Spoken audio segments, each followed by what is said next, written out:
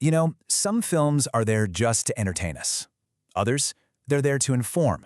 But then, every once in a while, you come across a film that does something more.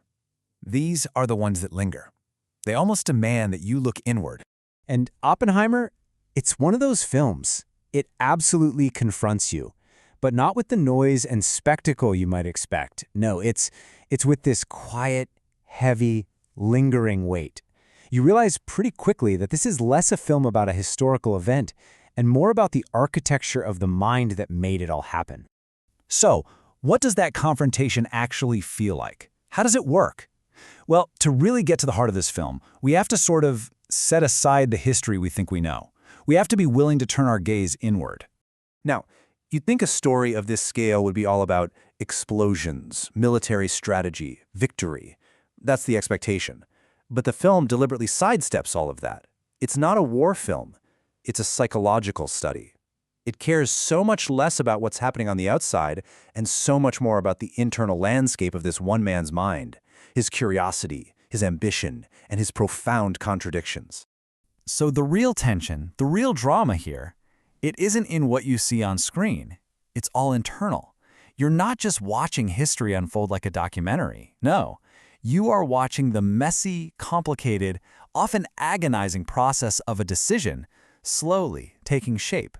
And focusing so much on the internal, well, that brings us to the film's portrait of a very, very particular kind of mind. A mind that you could call restless, one driven by the very unique burdens of genius and ambition. See, in this film, genius isn't just about being brilliant. It's presented as a kind of intensity, a restlessness. It's a mind that is fundamentally, almost constitutionally, unable to stay within the lines, to stay within established boundaries. It's this constant, consuming pull toward whatever is unknown. And what's driving this restless mind? Well, it's this very peculiar kind of ambition. It's not the kind we usually think about, you know, a simple lust for power or some clear goalpost at the end. No, it's more like a forward momentum, a force that just cannot be stopped. And what's fascinating is, it seems to have no real awareness of its own final destination. Which leads us to a really uncomfortable truth that the film just quietly puts on the table. It suggests that knowledge isn't neutral. It's not this pure objective thing. Instead, it amplifies everything about the person who holds it, both their intent and their blindness. And when knowledge of that magnitude is acted upon, well, that's where we find the true core conflict of the story. It is this profound, silent burden, the inescapable weight of creation. This is where you see this huge shift happen. First, Oppenheimer is the creator, right? Pursuing knowledge, building this new thing. But after it's done, he's forever changed. He's no longer the creator. He becomes the witness, forced to simply live with the irreversible impact of that knowledge. What's so powerful is that the film doesn't lecture you about guilt or responsibility. It doesn't give you any easy answers. It just lets this one question hang there in the silence. What happens when what you create cannot be undone? The consequence is just permanence. And this weight of creation, it reveals something truly haunting, a kind of paradox.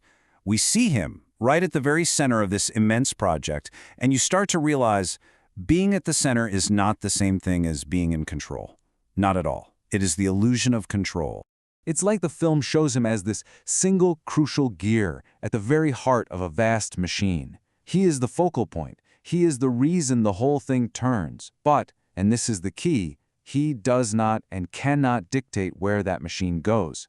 He can't control its immense momentum. This is where the film draws this incredibly sharp line between two words we often mix up, influence and control. See, Oppenheimer absolutely had the influence to start something monumental, no question.